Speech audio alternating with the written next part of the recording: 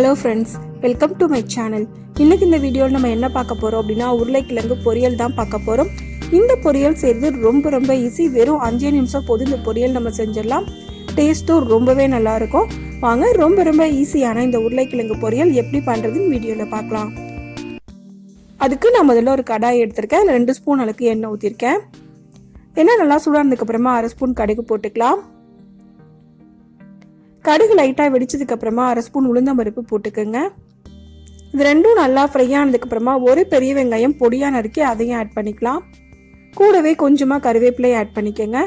இது எல்லாத்தையும் சேர்த்து 1 நிமிஷம் போல் ஃப்ரை பண்ணிக்கலாம். இப்போ நல்லா ஃப்ரை ஆயிடுச்சு. இப்போ நான் 1 ஸ்பூன் அளவுக்கு குழம்பு மிளகாய் பொடியை ஆட் பண்ணுறேன். கூடவே 1/2 ஸ்பூன் அளவுக்கு மஞ்சள் தூள் அதையும் போட்டுக்கலாம். 1/2 ஸ்பூன் அளவுக்கு மிளகுத்தூள் நான் ஆட் பண்ணுறேன். இது எல்லாத்தையும் சேர்த்து நல்லா மிக்ஸ் பண்ணிக்கலாம். மிளகாய்த்தூள் மிளகுத்தூளோட பச்சை வாசனை போறதுக்கு நல்லா 1 நிமிஷத்துக்கு ஃப்ரை பண்ணிக்கோங்க. இந்த அளவுக்கு நல்லா ஃப்ரை ஆனதுக்கு அப்புறமா உருளைக்கிழங்கு ஆட் பண்ணிடலாம். கூடவே தேவையான அளவுக்கு உப்பு சேர்த்துக்கோங்க.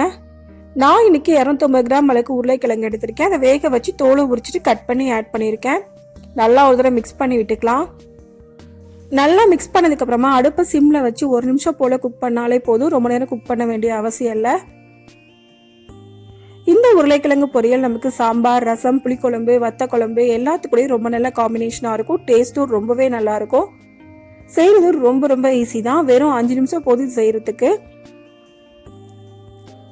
இப்போ நல்லா மிக்ஸ் பண்ணியாச்சு. இந்த அளவுக்கு மிக்ஸ் பண்ணதுக்கு அப்புறமா நம்ம அடுப்பை ஆஃப் பண்ணிடலாம். இப்போ நமக்கு ரொம்ப ஈஸியான சிம்பிளான மெத்தட்ல உருளைக்கிழங்கு பொரியல் ரெடி ஆயிருச்சு. இந்த ரெசிபியை இதே மெத்தட்ல நீங்களும் செஞ்சு பாருங்க. இந்த வீடியோ உங்களுக்கு பிடிச்சிருந்தா லைக் பண்ணுங்க, ஷேர் பண்ணுங்க, கமெண்ட் பண்ணுங்க. மறக்காம சேனலை சப்ஸ்கிரைப் பண்ணுங்க. தேங்க்ஸ் ஃபார் வாட்சிங்.